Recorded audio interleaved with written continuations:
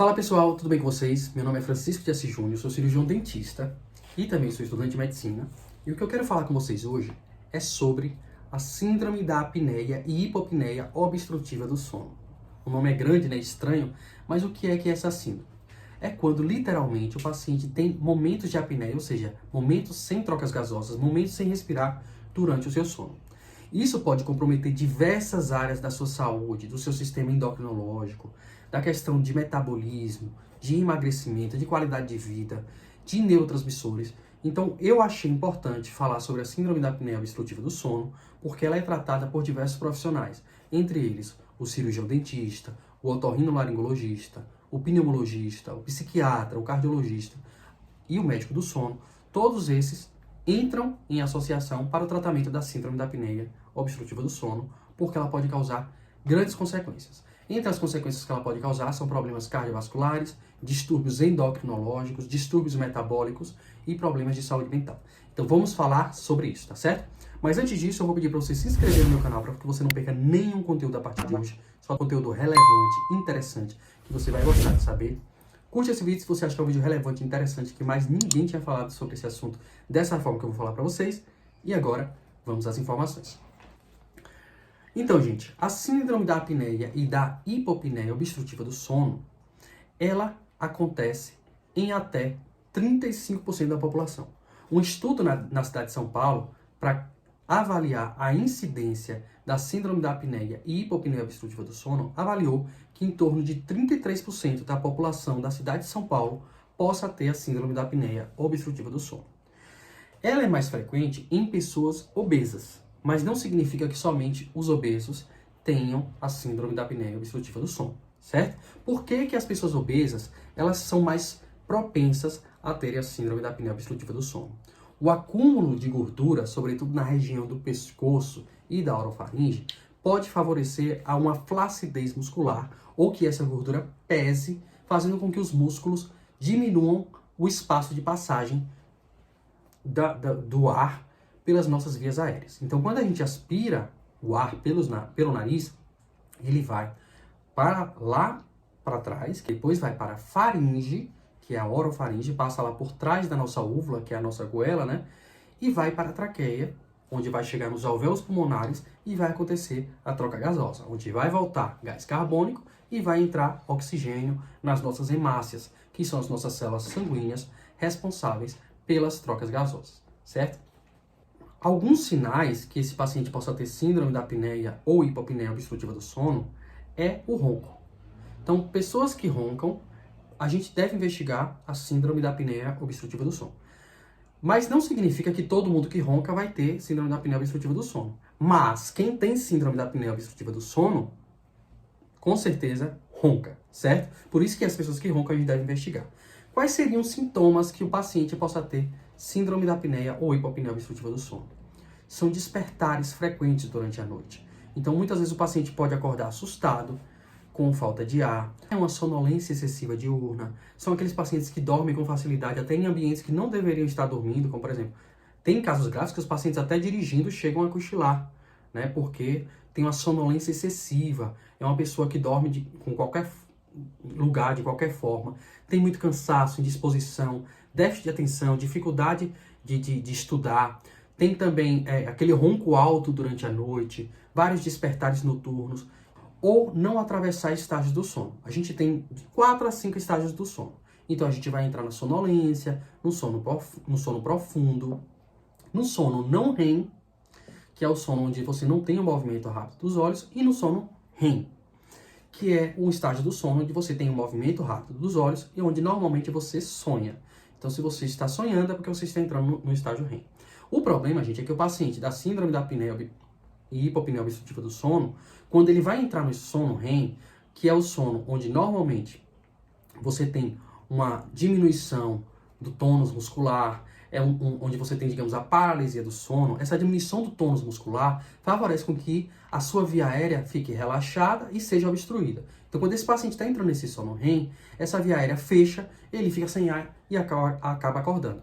Então, esses pacientes normalmente não estão passando pelo estágio do sono REM. Isso é um problema porque no sono REM, pelo nosso ciclo circadiano, circadiano significa cerca de um dia, O ciclo circadiano acontece diversas dinâmicas no nosso corpo. E no momento do sono, acontecem algumas dinâmicas também, como a produção hormonal.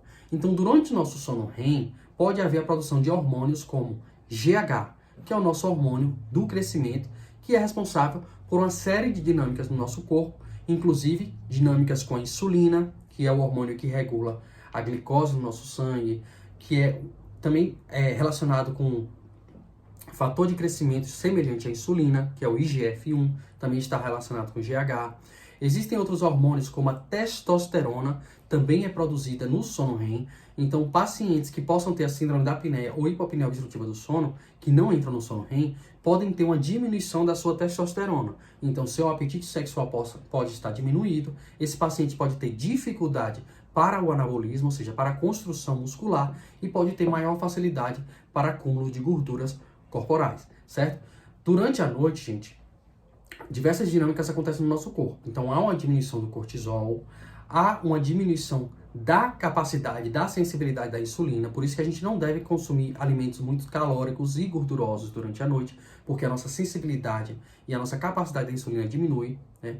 Então, há também uma dinâmica de neurotransmissores, como a produção de melatonina, a produção de serotonina acontece normalmente à noite, então durante o sono REM, tudo isso fica prejudicado. Porque a melatonina é um hormônio do sono, é um hormônio também que é poderoso antioxidante, é um hormônio que participa de algumas dinâmicas do nosso corpo. Então, se você tem diminuição na produção da melatonina e da serotonina, esse paciente pode ter um humor mais deprimido e ansioso, justamente pela dificuldade na produção desses hormônios provocada pela síndrome da apneia e da hipopneia obstrutiva do sono, que faz esse paciente despertar, porque o cérebro, como forma de cuidado e de controle da sua vida, quando ele percebe que você está com dificuldade de oxigenação, ele libera uma mensagem para que você desperte, para que você consiga recuperar o tônus, né, muscular, permitir a passagem do ar para que você possa fazer as trocas gasosas.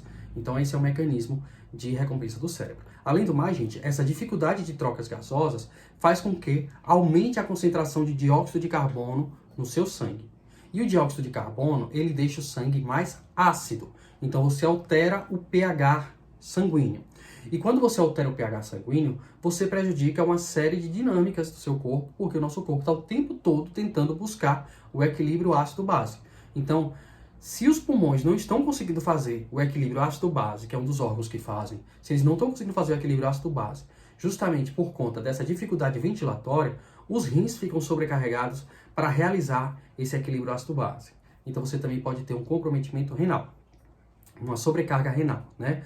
Outra questão é que essa acidez sanguínea pode dificultar os receptores de glicose, que são os receptores GLUT4, ou seja, quando você produz insulina, o seu pâncreas produz insulina, a insulina faz o quê? Vai lá nesse receptor GLUT4 e abre essa célula para que a glicose entre nessa célula, para que essa célula produza energia a partir dessa glicose.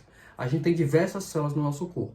Nós temos células musculares, nós temos células epiteliais, nós temos células nervosas. E todas essas células, elas precisam de glicose para desempenhar suas funções. Então a insulina é essencial para ir nesse receptor GLUT4 para que a glicose entre nessa célula. Só que essa alteração na acidez do sangue e a inflamação provocada por isso faz com que os receptores da insulina fiquem prejudicados. Então o paciente pode desenvolver uma resistência insulínica e isso pode prejudicar o seu metabolismo. Então esse paciente pode aumentar a sua glicose, ou seja, a sua glicemia, e pode favorecer um diabetes tipo 2, justamente por esses episódios frequentes de acidez no sangue. Além do mais, gente, essa acidez também pode provocar inflamações, aumentar a quantidade de citocinas circulantes, como por exemplo TNF-alfa e interleucina 1 e interleucina 6. Essa inflamação, gente, elas também chegam no nosso sistema nervoso central, lá no hipotálamo. E ela vai prejudicar a sensibilidade de alguns hormônios que a gente chama de anorexígenos. Ou seja, o nosso tecido gorduroso, ele produz um hormônio, né, um peptídeo chamado leptina. E esse peptídeo, ele está relacionado com a regulação do nosso apetite. Então, essa inflamação frequente, essa acidez no sangue, favorecem com que essa leptina perca a sua sensibilidade que ela desempenha no hipotálamo, regulando o apetite desse paciente. Então, os pacientes com síndrome da apneia obstrutiva do sono têm mais risco de compulsão alimentar, porque a leptina deles não manda mensagem, digamos, de estou satisfeito. Ela não tem tanta efetividade de mandar essa mensagem de estou satisfeito como antes tinha. Além do mais, a insulina também tem os seus receptores prejudicados. A insulina também tem esse efeito anorexígeno, né, entre outros hormônios, como também o peptídeo Y. Eles têm esse efeito de fazer com que o paciente coma menos. Então, como tem essa inflamação e essa acidez no sangue, prejudica que esses receptores sejam sinalizados para que o apetite do paciente diminua. Então, esse paciente pode ter maior apetite. Aí você vê um efeito cascata. O paciente tem maior apetite, ou seja, come mais. Normalmente, essa fome pode aumentar durante a noite, que é quando a sensibilidade à insulina diminui. Esse paciente também pode ter menor sensibilidade à insulina, justamente provocada por essa síndrome da apneia obstrutiva do sono. Aliado a esse consumo de compulsão alimentar, que normalmente esse paciente vai ter apetite por alimentos mais gordurosos e calóricos, esses alimentos mais gordurosos e calóricos podem conter gorduras, né, que venham a aumentar o colesterol LDL, que é o colesterol ruim, que é a gordura de baixa densidade. Eu costumo brincar, LDL, logo Deus leva, HDL, hoje Deus livra. Então, o HDL é o colesterol bom e o LDL é o colesterol ruim. Se o LDL é aumentado, associado ao aumento das citocinas, que são marcadores inflamatórios, que estão circulantes, como interleucina 1, interleucina 6, TNF-alfa, isso vai favorecer com que essa gordura seja depositada nas artérias. Então, favorece o entupimento de artérias, que causaria problemas cardiovasculares. Além do mais, gente, quando o paciente tem os episódios de apneia obstrutiva do sono durante a noite, o que é que acontece? Como o paciente está com dificuldade respiratória, tem mais gás carbônico no seu sangue do que oxigênio. Então, como o corpo percebe que tem algumas áreas sem estarem oxigenadas, o que é que ele faz? Ele manda o coração bombear mais forte, mais rápido e contrai as artérias para que o sangue chegue com mais frequência em extremidades do corpo que não estão oxigenadas. Então, esse paciente tem picos hipertensivos durante os episódios de síndrome da apneia obstrutiva do sono. Mais uma vez, efeito cascata. Então, hipertensão arterial provocada pela apneia, associada a aumento de gorduras circulantes, associada a marcadores inflamatórios, é a receita de bolo para o infarto e o AVC. No nosso sistema nervoso central vai ser produzido um hormônio chamado TRH, que vai também produzir o TSH, ainda lá no sistema nervoso central, e a partir do TSH ele vai mandar a nossa tireoide trabalhar mais. Isso acontece também no sono REM. Então, se o sono REM está prejudicado, vai prejudicar a liberação de TRH, de TSH, isso pode prejudicar o funcionamento da tireoide, que pode prejudicar todo o metabolismo desse paciente. Então, o paciente pode desenvolver um hipotireoidismo decorrente da síndrome da apneia obstrutiva do sono. E o hipotireoidismo dificulta o metabolismo de glicose, né, de carboidratos e de gorduras, favorecendo também as gorduras circulantes e entupimento de artérias. Vocês estão vendo quantas coisas podem acontecer devido à síndrome da apneia obstrutiva do sono, certo? Quando o paciente é considerado com síndrome da apneia obstrutiva do sono, nós temos alguns tipos de polissonografia, 4 tipos de polissonografia. O médico do sono, ou o otorrinolaringologista, ou pneumologista, ou cardiologista, ou psiquiatra, podem solicitar uma polissonografia e escolher qual tipo de polissonografia ele vai recomendar para você. Então, tipo 1, tipo 2, tipo 3, tipo 4. Algumas são mais simples, outras são mais complexas. E quando o paciente tem episódios de apneia mais do que 5 vezes durante a noite, ele pode ser enquadrado como tendo síndrome da apneia e hipopneia obstrutiva do sono. Vou mostrar para vocês aqui um quadro dos critérios de quantas apneias o paciente teve por hora e qual seria a gravidade dessa síndrome da apneia e hipopneia obstrutiva do sono.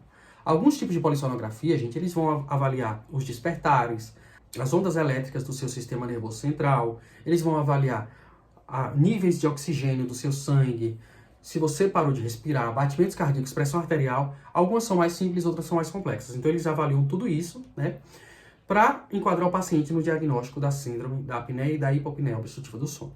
Já que vocês entenderam tudo isso, gente, como tratar a síndrome da apneia e hipopneia obstrutiva do sono? O tratamento é feito com mudança de hábitos de vida, certo? Qual seria a mudança de hábitos de vida? Perda de peso. Como a gente sabe que os obesos têm maior predisposição, ou seja, 70% dos obesos podem ter síndrome da apneia ou hipopneia obstrutiva do sono. Se eles têm maior predisposição a ter essa patologia, justamente pelo acúmulo de gordura na região de pescoço, na região de orofaringe, é recomendado que esse paciente perca peso. Então, dieta, reeducação alimentar e exercícios físicos são indicados para esse paciente, né? Por exemplo, pacientes que são fumantes, o tabagismo, ele causa inflamação nas vias aéreas. E essa inflamação, ela pode provocar edema, ou seja, inchaço. Se tem inchaço nessas vias aéreas, você tem diminuição da passagem. Isso também pode favorecer com que haja uma apneia obstrutiva do sono. Outra questão, gastroesofágica, por exemplo, refluxo gastroesofágico. Então, pacientes que são obesos, eles têm um aumento da pressão intraabdominal. Isso favorece com que haja mais refluxo gastroesofágico. E esse refluxo, pelo conteúdo do estômago ser ácido, ele provoca queimaduras na região do esôfago e da faringe, orofaringe. E isso pode provocar inflamação e justamente diminuição da passagem do ar, certo? Por que eu falei que o ronco pode ser um sinal de que esse paciente possa ter apneia do sono? Porque o que é que acontece no ronco? Aqui está uma ilustração, né? O ar que entra pelo nariz, ele não consegue passagem lá pela região da faringe para ir para a traqueia, e o que é que acontece? Ele retorna. Quando ele retorna, ele vibra o palato mole, fazendo esse barulho de ronco, certo? Não é todos os casos que o ronco é causado dessa forma, certo? Tem gente que é respirador bucal, que acaba roncando, né? Então, quando a gente observa a cavidade oral do paciente, que a gente percebe uma macroglossia, ou seja, a língua maior do que deveria, a gente pode suspeitar que esse paciente possa ter síndrome da apneia obstrutiva do sono. Por quê? Essa língua maior do que deveria, ela diminui a passagem do ar, porque ela cai quando o paciente tem uma diminuição do seu tônus muscular naturalmente durante a noite, ela cai, fechando o espaço da sua orofaringe, e aí o paciente tem essa dificuldade respiratória. Então os pacientes que a gente tem uma classificação de Mallampati, né, que a gente observa 1, 2, 3, 4, e a gente observa o tamanho da língua, se a gente visualiza, né, as tonsilas, se a gente visualiza a úvula, o que é que a gente está visualizando para classificar esse paciente em Mallampati, e também na macroglossia, que observando, né, nós que somos cirurgiões dentistas e estomatologistas, a gente pode suspeitar que esse paciente tenha síndrome da apneia obstrutiva do sono. Dependendo do estágio da síndrome da apneia obstrutiva do sono, esse paciente pode utilizar aparelhos intraorais. Esses aparelhos vão fazer o quê?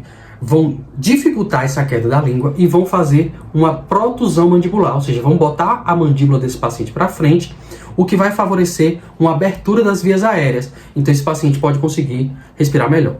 Normalmente os aparelhos intraorais estão mais indicados para apneias obstrutivas de leves a moderadas, certo? Então de leves a moderadas, esses aparelhos intraorais podem estar indicados. Então entra um cirurgião dentista, especialista em odontologia do sono, ou um ortodontista, ou um protesista, que podem entrar nesses aspectos. Existem cirurgias também, como por exemplo a cirurgia ortognática, pode favorecer a abertura de via aérea, né? E favorecer com que esse paciente que tem um quadro de síndrome da apneia obstrutiva do sono, melhore esse quadro.